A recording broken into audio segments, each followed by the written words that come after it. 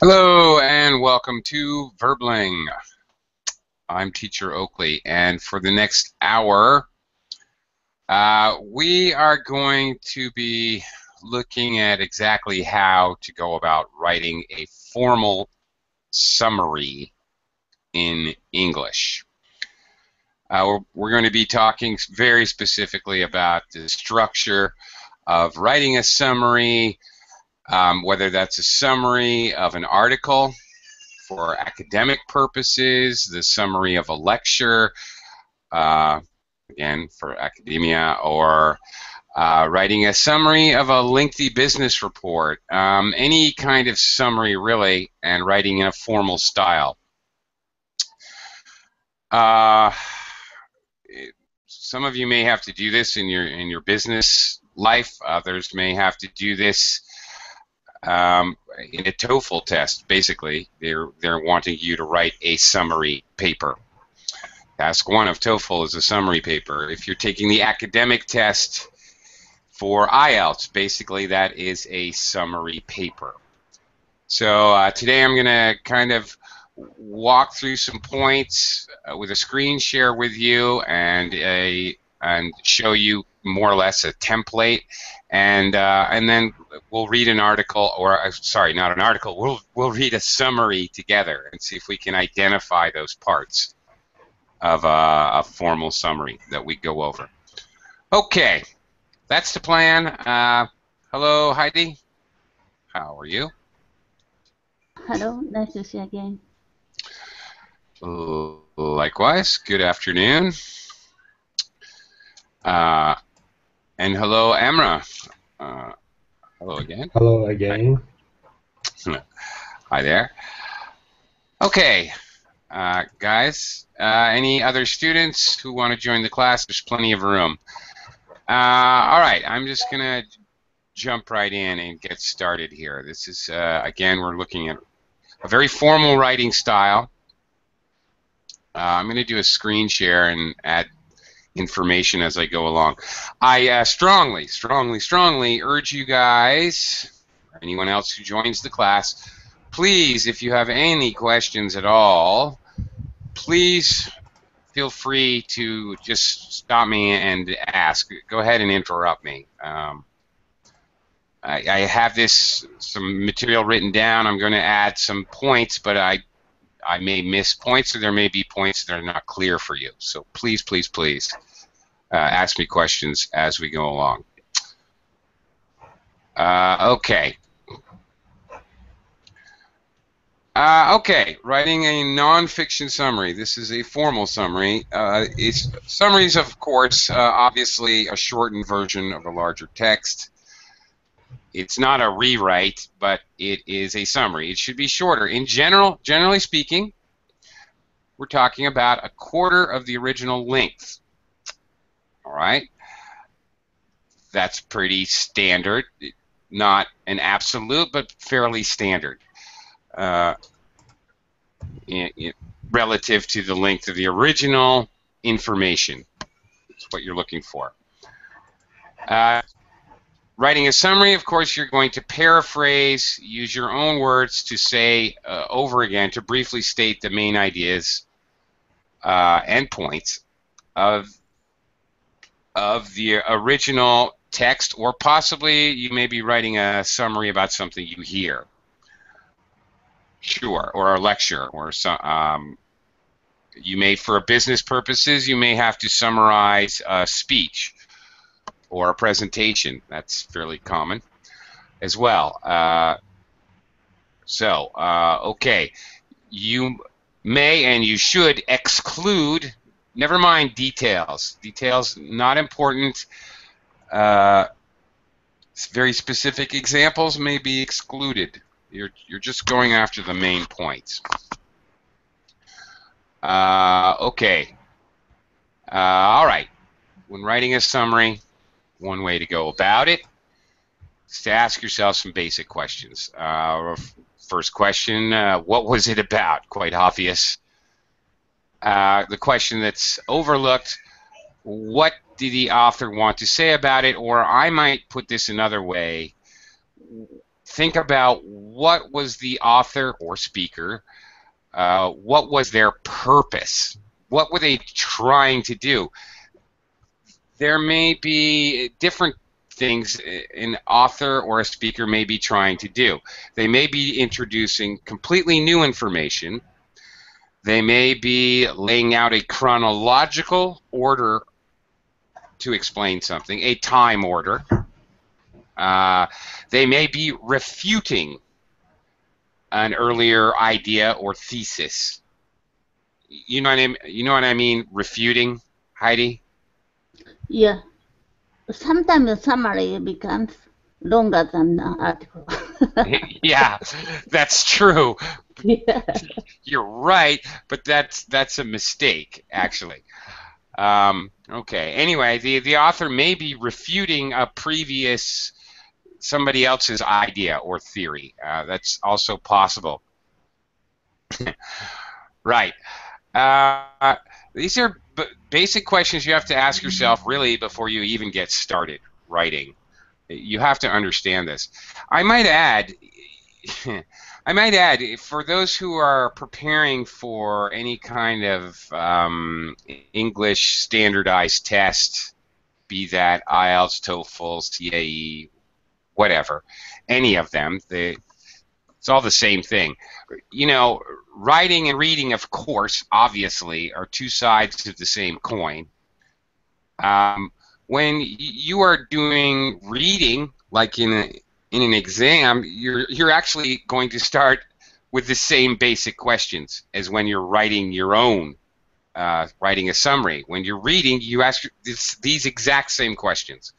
What is this about, and what is the author trying to do? What exactly is his purpose in writing this? What is he trying to convince you of? Hi everyone. Hi Max. I ask this question every time I watch TV. Yeah, well, news or something like that. Okay, well, quite honestly, yeah, in the real world, even in our own native languages, that's true. When we listen, we should be asking ourselves the same questions. You're absolutely right, Max. Yeah, you're absolutely right. Hello, Nader, as well. Didn't mean to ignore you. This is the kind of class where I just get going, and there's no stopping me. So I'll repeat what I said earlier in the class. For the new arrivals, if you guys have a question, just don't be shy. You have to. I tend to build up a head of steam, and I just keep going. So rein me in if you need to. It's quite all right. I assure you. I welcome any and all questions. Okay. So where do we start? Asking yourself, what is it about? What is the author trying to prove? Okay. Often students overlook or writers overlook the obvious. Sometimes there's a piece of writing with a picture. Look at the picture. Look at the title. Sometimes the title says it all. Sometimes I have to warn you, if you're doing a summary of an article, the title can be misleading. It might be sarcastic or tongue-in-cheek, so be aware of that.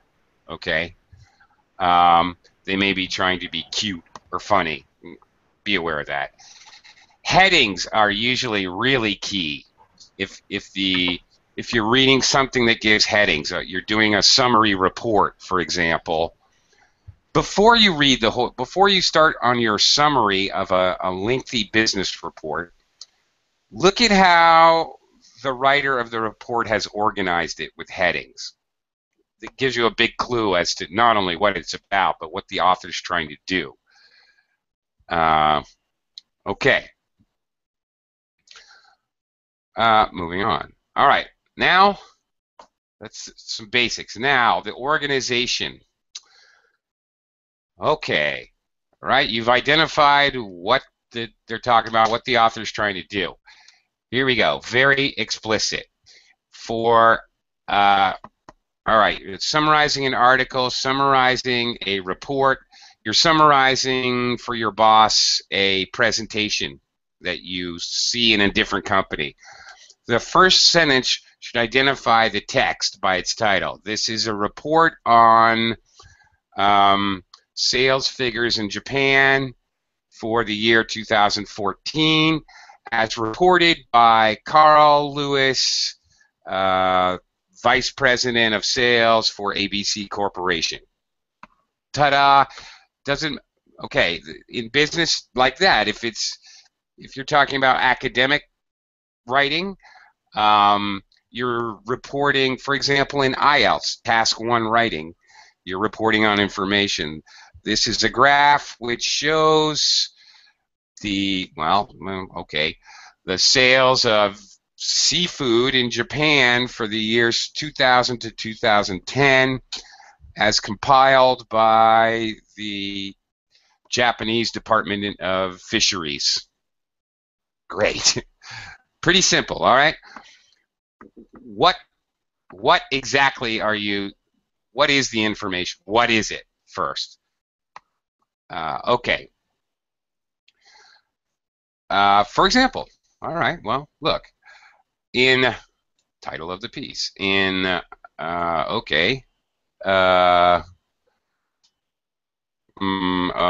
seafood sales in Japan, the author, I don't know, Heidi,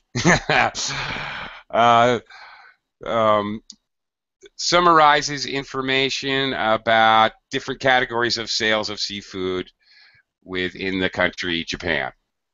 Boom. Okay. Doesn't matter if you're summarizing an article or you're summarizing some graphs or a presentation or even a speech, information you've listened to, a lecture. That's it. Important point. Always use the present tense in your summary.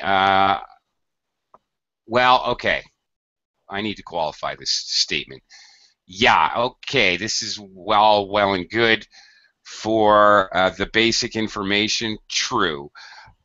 But, of course, if the information, for example, if you're talking about a graph and the graph has dates and the graph is in the past, okay, you're going to use past tense to relate or to relate information, compare and contrast information from the graph. So, okay.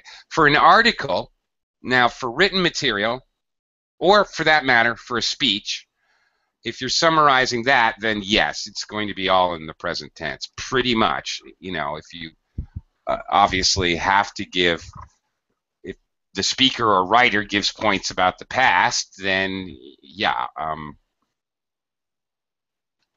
sure. Then you use the appropriate tense, past or future.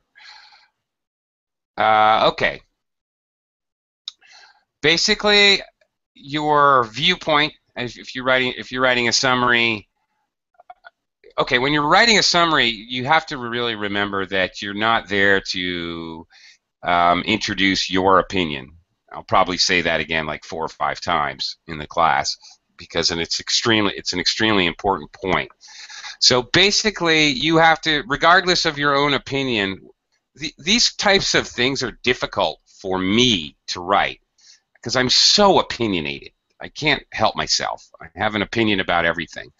I have to suspend my belief or disbelief in the author or speaker's arguments. I just have to you have to approach it entirely neutrally. But your approach is, the arguments are published, whatever, they're in a speech, they're whatever, you have the information, you're only reporting the information. You have to treat everything you're summarizing as if it were a fact.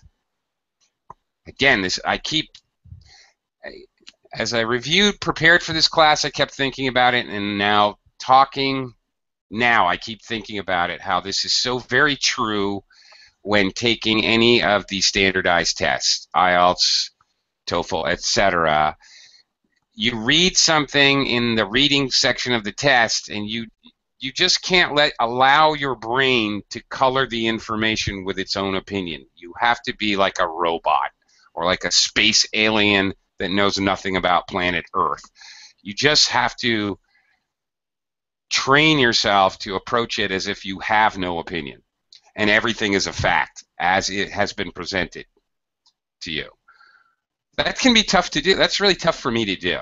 You know, if you can wrap your head around that, you're halfway there, really, to a well-constructed summary. Okay, sentence number one. All right, very simple. In blah, blah, blah, the author, whoever it is, state his name, tries to show or attempts to define or looks at or explains or refutes the idea that, okay, here you're incorporating what he's doing and the author's intention. So that's sentence number one. Sentence number two. Sentence, or possibly two sentences, should just state the overall main idea. Basically, all right, the sentence needs to be general enough to cover the whole article, not just parts of it. Okay. Something I rarely see, but I teach. I always see this, the overall main idea, but I would like to throw my own opinion. I told you I have opinions about everything. The overall main idea, most students immediately jump to the concept of the topic. Oh, I should write what's the topic. Well, yeah, absolutely, yes, but a little bit more. The topic is fairly easy, and it's pretty easy to pick out a topic in something you read or in a lecture. However, not just the topic, but what I like to call the controlling idea. Okay, the topic is bats. Okay. Well, if the topic is bats, that's an enormous idea. I mean, people have written lengthy books on bats. But what is the controlling idea? This goes back to what is the author's intention. What is he really focused on? Because if it's anywhere near a halfway decent speech or presentation or article, he will have a controlling idea. And frankly, when you're writing anything, so should you. The controlling idea is, for example, what might be a controlling idea? Let's see if you guys can think of one for bats. What does that mean, a controlling idea? Nader, can you think of anything? Give me an idea. And Max, can you think of a controlling idea? If the topic is bats, what might be a controlling idea for that? What is this bats? It's an animal and this stick, wood stick. I like, this is a nonsensical article about the false assumptions about bats. You know what's very funny? Okay, Max, what were you going to say? I have a feeling all three of us were thinking the same exact thing. What were you going to say? The animal that sticks what, Max? No, I mean, this is an animal, yeah? Yeah. We are talking about animal, yeah. Not about wood stick. Oh, okay. I see. All right. Okay. Okay. Control idea. I don't know. Okay. All right. Nader had a good one. All right. The overall topic is bats. The controlling idea is the false assumptions that human beings have about bats. Generalizations or false assumptions. Great. That would exactly. So, in other words, when I'm writing the second sentence, I'm not going to simply say this article is about bats. The writer, the author talks about bats. That's not good enough. That's just the topic. In other words, what you need to do is say the article talks about bats, and then the controlling idea, and the many crazy ideas that people have concerning bats and things that bats do. Whatever. Doesn't matter how you say it exactly. That's not really the point. But the point is that you get that idea in there. Again, in the second sentence. So I would add that to cover the whole article. Yeah, you need both the basic idea and the controlling idea. Okay, great. Basically, la-di-da. That's your first paragraph. We just finished the first paragraph. The first paragraph in this summary is going to be very simple, very concise, and to the point. Don't, pardon my language, don't fart around with, la-di-da flowery language, and don't try to be poetic, and don't try to wow anyone. Forget about it. You're doing a summary. A summary is utilitarian. It is functional. It is not meant to really entertain and make people laugh and smile. It's just there to provide information. Hello, Araceli. Hello, I'm back. You are. Welcome back. Thank you. We're kind of talking about writing a summary paper. Right. We basically walked through the first paragraph. So, sorry, excuse me. All right, as we continue, all right, an article is composed of paragraphs, each of which should cover one main idea. Well, okay, whether we're talking about an article or a series of graphs or a lecture or a business presentation, all of them should be organized into discernible, easily identifiable sections, paragraphs in writing. Even in speaking, there should be easily identifiable. If you're giving a speech, it should be easy to identify where each new point starts. Okay. So as you start your supporting paragraphs, you're writing a summary.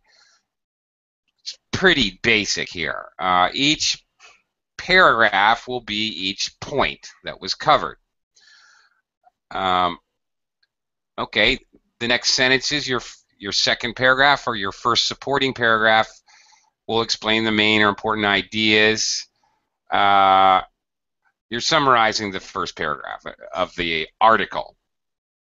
Again, for those who missed it, I don't know if any of you missed it.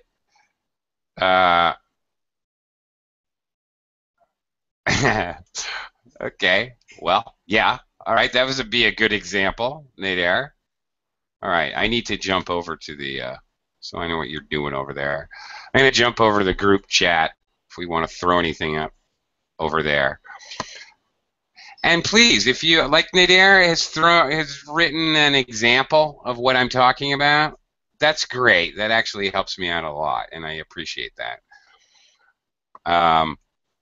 Okay. All right, great.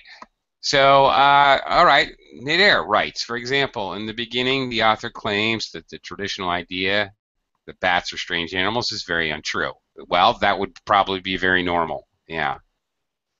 Right. Okay. Do you need to say a lot more? Do you need to include examples? No, it's a summary.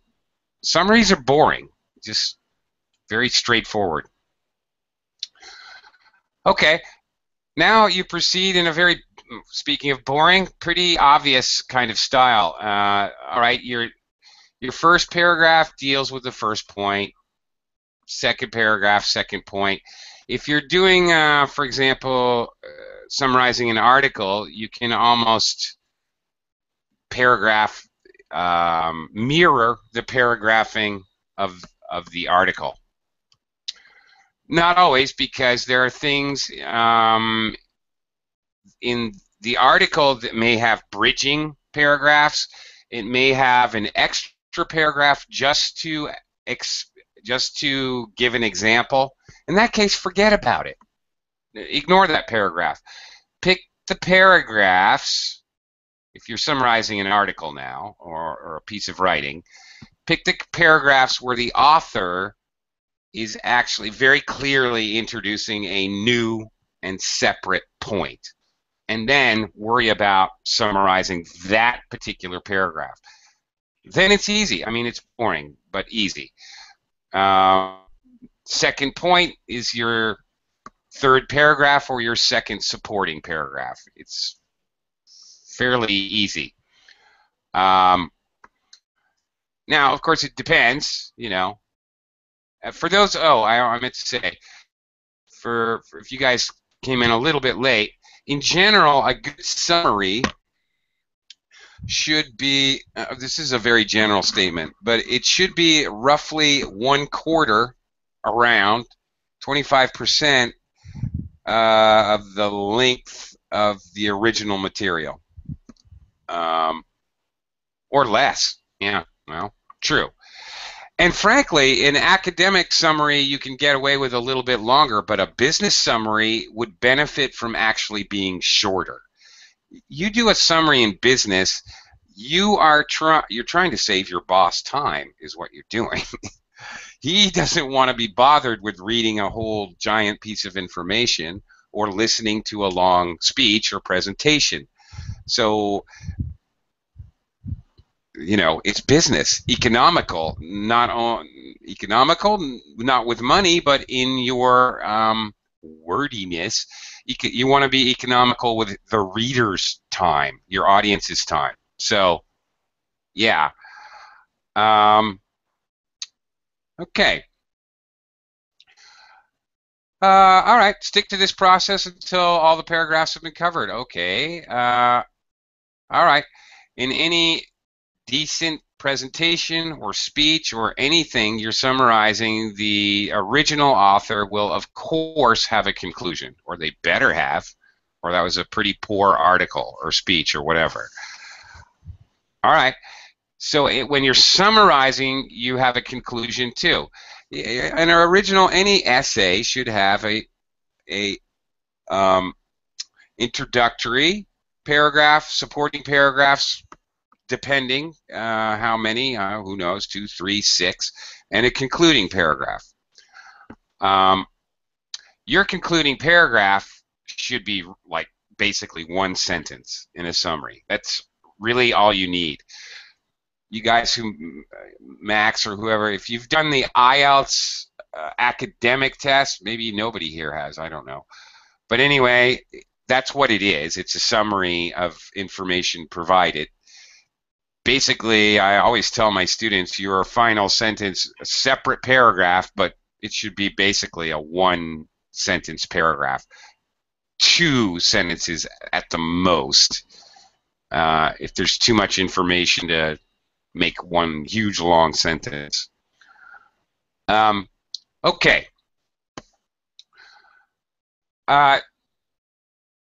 Any good writing, whatever it is, it really doesn't matter. It really should make full use of transition phrases.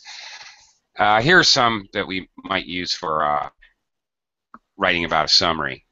There's a lot more than this, by the way. Okay, a lot more. In fact, you guys can start thinking about it. I'd like you guys to think about maybe maybe our second paragraph. First, we're saying what it is. This is an article titled Bats, Bats and Myths. Myths about bats. Okay. First sentence. This is an article titled Myths About Bats by J.D. Salinger. Period.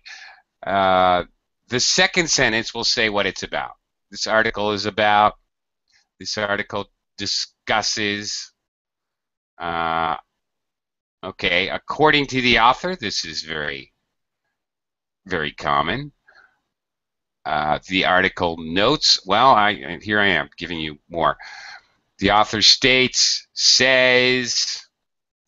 There should be a comma there, or really slash. Okay, here's some says, okay, and then these others are, whoops. The author, the article concludes by saying, okay, it's supposed to be like that. All right, for finishing. All right, you guys have any others for talking about what the author presents? Any other possible phrases? Artheli, do you know any phrases for saying that you can use to say the author says? Like this. According to the Yes. author, blah, blah, blah. The author says. Okay. I can't think of anything now. According to the actor, seems like a very good one. Seems like a very good one. Okay. Pointed out. The author, okay. He states what is there. He states. Pointed out, I like that. Actually, this one is good as a transitional, Max. This is a very good one. I like this a lot.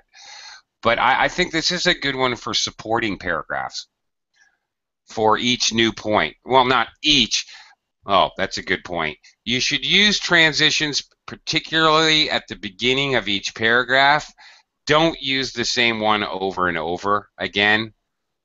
Bad style will definitely hurt you on any standardized English test. Use different ones. I like this one, Max. I like it a lot, but I like this one for supporting points. The author points out, another point is, additionally, he makes the point that, actually the word point in a variety of transitional phrases for supporting paragraphs is really useful. Okay. Artheli, the author states, okay, we can add a lot more. The author states, claims. Mention. Can we use here? Sorry. Yeah, mention. Can we use here a passive sentence like it is stated in the article, it is claimed, or it is mentioned in the article, this, blah, blah. Or it's better to say the author as a subject? No. Okay, that's a very, very good question. And all right, before I get too ahead of myself, again, I like mentions as a kind of a keyword in a transitional to introduce a point. I think that works very well for introducing a point, what you just said, Araceli. Okay, it is, whoops, sorry.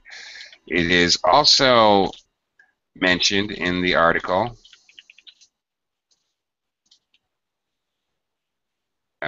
that blah, blah, blah. Many women think bats fly into their hair. Okay. Something of that nature. Okay. Nader. So I like mentioned as a kind of a keyword in a transitional for points. And I also like this, what you just said, for points a little better. I really strongly do like the author states, claims, explores is good too, explores. Remember, you have to know the author's intention. Perhaps he's arguing against a theory. The author refutes. Or denies. We don't know. Maybe the article or the speech is very negative in nature. So keep that in mind. It's not always going to be a positive kind of verb. Confronts. Ooh, that's a good one. Yeah. Okay. Confronts the notion. Here's one. I'll alone, but just I like that because earlier we were making this imaginary topic that myths about bats. So this would be great. The author confronts the notion that bats are evil, mystical animals. Ooh, that's very really simple. good. Agree, disagree. Ah, okay, okay. Very good. Thank you. Yeah. Agrees with the theory or disagrees. Very good. Right. Okay. That's good. Now, okay. Now you guys are all happy about infers. Frankly, in a summary, I would really kind of avoid that. Actually, it's a good word, infers. I love the word, but in a summary, that would mean that you have formed an opinion, and that is not your job. If you're inferring things, you really have to take things at face value. Remember, you have to take whatever the speech or information was as if it was the word of God, like it's all true. So if you're inferring something, that means you've formed an opinion, and that's not good. That's exactly, thank you. It's kind of opening a can of worms. Try to avoid that. Try to just clearly state what is there. That could actually get you, especially Nader, in a business, if you're writing a business summary, that could be a horrible can of worms. Because then you may be, to use another idiom, which we seem to be doing, you may be putting words into the author's mouth, and you don't want to do that. Because, for example, in the business world, if you say something that wasn't in the original information that you inferred, that could be problematic. Just to put it bluntly. Yeah, you're basically working as a translator when you're making a summary in business, and so the last thing you want to do is say, "I guess what he means is." That's not good. Yeah, right. Then the company comes back. We never meant that. We never said that. Good heavens, that could be dangerous. Mistakes were made. Mistakes were made. Yeah. Oh goodness. Horrible, horrible. All right, and then of course we have our. Okay, we come up with some good ones for the first paragraph. Some really good ones. You guys, these are really great ideas for the first paragraph. Really good. I love points or points out, using points, another point, an additional point, or mentions in the supporting paragraphs. Really like that. It's good. Then of course you have the conclusion. All right. The article finishes, here, going back to Aretheli's question, the article finishes, or should we say the author finishes, or Mr. Smith concludes by saying, if it's a speech or a presentation. The presentation concludes by, okay, again, what is it? Again, be careful. What does it actually say? What do they actually say? Don't. Again, here same thing. Don't say concludes by suggesting. Ooh, not good. Or by inferring. Okay. The ABC's company presentation concludes by suggesting that we must immediately dump all our stock in the company. What? Oh no. Oops. Yeah. Here's a place where you especially want to stay away from words that are not just cold hard facts. Because the fact is that reading summaries, business people, especially if they trust the person writing the report, they'll kind of skim through a summary and read the conclusion, frankly. I think that happens more than we know. So, yeah, that could be particularly dangerous. Okay. Okay, hang on a second here. If you guys want to go to this and check it out, you may do so. Help your baby learn. All right. There's a link here.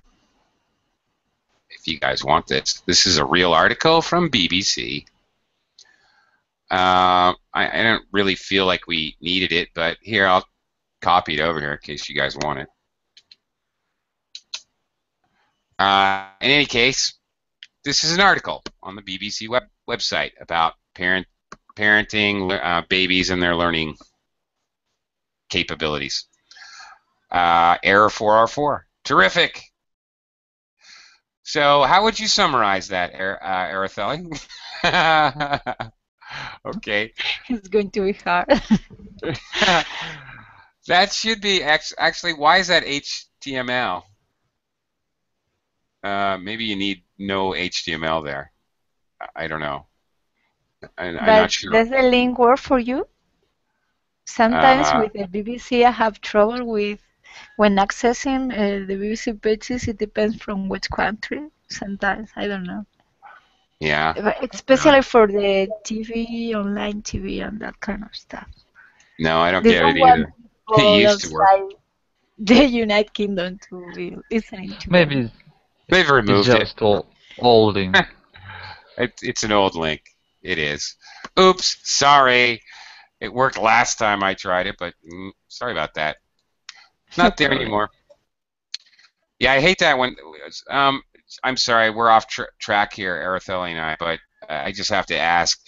Do you ever get, you click on something, a website, some news or something you want to see, and the video is not licensed in your area? Do you get that in Spain? Yes, yes. Okay. Especially with the BBC or some American also. I don't remember which channels, with new channels, but they say like you have to be living in the US or in Britain to listen to us. But sometimes you can download podcasts or videos, but you cannot listen online. I don't know why. Yeah, it seems like nonsense. Yeah, right. Okay, just checking. It happens to me a lot. And it's very They silly. block only locally. No. And you know what else? They VPN would be helpful. They block it from the website, but then you just type in the keywords and it's right there on YouTube anyway. Okay, you caused me an extra step. What is the point? Whose legal rights are we protecting? The same exact thing has just been put on YouTube. Well, I don't get it. Anyway, whatever. That's me ranting. Okay, let's look at a summary, an actual summary. Let's kind of analyze this a little bit. Here it is. All right, notice it's reasonably short, quite short. Okay, one paragrapher. All right. He's taking each paragraph of the article and making it one sentence. He's doing extremely short. Obviously, it depends. The article is about, I don't know, a 5 or 6 paragraph article. It's like a news article, as you can pretty well imagine. Okay. So he's crunched it down to one paragraph. So each paragraph which introduces a point is just a sentence. Obviously, if it's something a great deal longer, then instead of crunching it down to one sentence, you would have a quick paragraph for each major point. Like if you're summarizing a book, obviously each maybe chapter would correspond to a paragraph. That would be logical. All right, use proportion in a logical way. In other words, this is a short one. Okay, the article, help your baby learn. Oh, by the way, help your baby learn in quotes. That you should definitely do that. If you have the capability, frankly, you should always put titles in italics. Don't know why I didn't do that already. But actually, titles for books, movies, television shows, etc., should be written in italics if it is all possible. If it's not, because of whatever format you're using or whatever, then at least use quotes. Okay. The article, blah, blah, blah, written by the BBC Corporation. Okay. There you go. It's written by an actual corporation. Gives parents information on how to help their babies learn. Wow. All right. He's definitely contracted this. I might actually suggest you make this. This could be 2 sentences or 1 sentence. Not a big deal. Okay. Depending on what you're doing and your purpose of writing a summary. This is a summary of the article, blah, blah, blah, blah, the author, but here it's a corporation, so you wouldn't say the author. The article gives parents information on how to help their babies learn. Oh, by the way, another interesting point. If the author's a corporation, you're not really going to refer back, you're not going to make sentences that say the author says, the author states, the author contends. Ooh, there's another good one for you. If the author's giving an opinion, there's a good one. Actually, the author contends. Very useful. This one, the author contends for the TOEFL exam. You're definitely going to be able to use this because you usually have to write a summary about an author's opinion. Okay. Oh my goodness. Okay. All right. So your first 1 or 2 sentences. It states that babies' brains grow faster in the first. Why am I reading this? I'm gonna make you guys read it. Why am I doing all the work? Max, can you read some of this? Couple. Okay, no problem. It states that babies' brains grow faster in the first 2 years of the infant's life than any other time, so you should make the most of it to help your baby learn. Yes, that's why I make my baby sleep on a pillow. I mean, sleep on a book under a pillow. Okay. Help? Does it help? Yes, she's a genius. Araceli, next long sentence. Wow. Okay. It's a long sentence. I have to try your method. The article states that you can help your baby develop good communicating skills by talking with him or her, picking him up, choosing toys that are right for their age, looking at bright pictures, and doing things that are new to them each and every day. What do you think of that? A new that? book every night, you know. You have to change the book under her pillow. Under the pillow, that's right. Or a new toy. They always stick new toys under my pillows and under my bed. I know, because I wake up at 3 in the morning and I say, what the heck is this? And then you step on them when you wake up. Go to the bathroom at 2 in the morning. Yes. Don't I know it? Yes, I have experienced that. Last night, as a matter of fact. Yeah, okay. Anyway. Okay. Now, all right. I want to clarify. This is a really long sentence. Have I broken toys before? Not intentionally. Nidair, do you know the phrase intentionally on purpose? I have broken. And oops. Yeah, one time I woke up in the middle of night and go to the bathroom and touch some toys on the floor, and it went off very and started light, and yeah, a lot of noise and light. Yeah.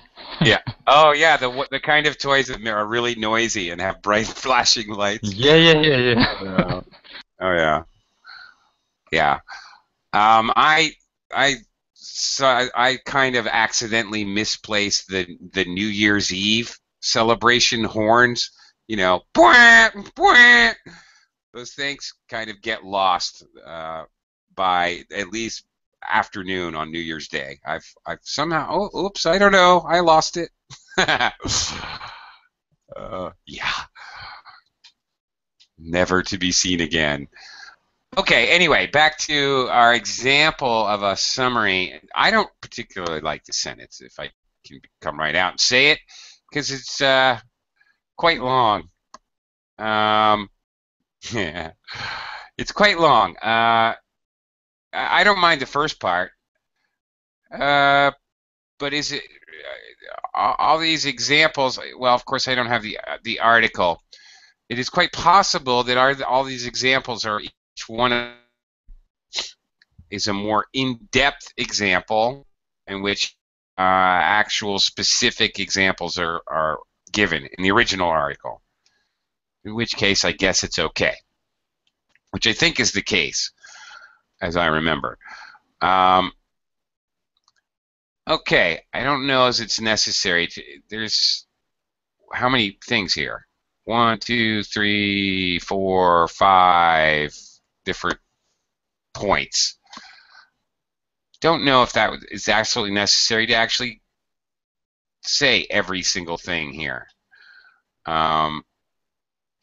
I might be able to eliminate a couple of these which may be more minor, make it even shorter. Okay. According to the BBC Corporation, doing these activities will help your baby learn and grow at their best. Well, here's your conclusion.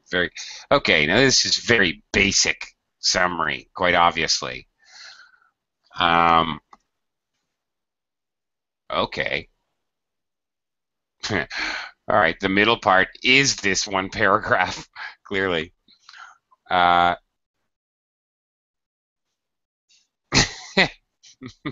Yeah, okay, sure. If the author went on and on about each one of these points, I guess it would be necessary. Okay, fine. All right, now once you do your writing, actually, once you do any writing, whatever writing it is, creative writing, opinion, piece, essay, business writing, an email, whatever. You should always do this, and don't forget to do this. And even emailing, I don't know, a complaint letter to a company, please reread it before you angrily send it off, because you may have made mistakes that make your angry email make you look like an idiot. Okay? Or better yet, here's a suggestion. If you're really angry and you write something, let somebody else edit it. Strong suggestion. Okay? A complaint letter or some such thing, please let someone else edit it. It's a wise idea. Just trust me on that. I know from experience, no, I'm not going to talk about it. Okay, anyway. Go back and edit. Always check your writing, whenever you're writing, whatever you're writing. Okay, what are you going to look for in your summary? Is it written in the present tense? Again, if you have to mention the specific points and they are in different tenses, then it doesn't have to be present tense. But for the most part, especially your introduction and your conclusion will most certainly be in present tense. Yeah, Nader, I agree. At the very least, sleep on it before you press send. Just file it in drafts for the night. Okay, at least, again, present tense, it is a fact. Since it's already written or spoken or presented, you just have to consider it as a fact, and facts are always spoken about in present tense. Okay. Secondly, the first sentence or sentences, our example had one, but I talked about two, doesn't matter, should include the title and source of the text and the main idea of the whole text. Again, could be two or two sentences. Be concise. A summary should not be as long as the original text. Approximately a quarter in length, and I agree with Nader, especially for business, even less than that if you can possibly pull it off. Concise is the key word to writing a summary. In fact, if I had to pick one word I would concentrate on when writing a summary, that would be it. Concise means clear, economical, brief, and unable to be interpreted in multiple ways. Okay. Paraphrase or use your own words. Yeah, very bad form to copy original material. No cutting and pasting. In fact, in most of the examinations, I believe CAE has a similar policy, IELTS for sure, and TOEFL for sure. If they find copied information from, they'll give you a writing text. They'll give you some text and a question. If they find that you have copied word for word information, they're going to deduct massive points. So, especially in an exam where you're writing a summary, don't do this. But in any case, it's bad form, really. And as well, if there's no choice but to use the author's words, then that is fine, but use quotation marks, of course. That's okay. The point I had made earlier, do not put your own ideas, opinions, interpretation, no infers, or it is suggested or inferred.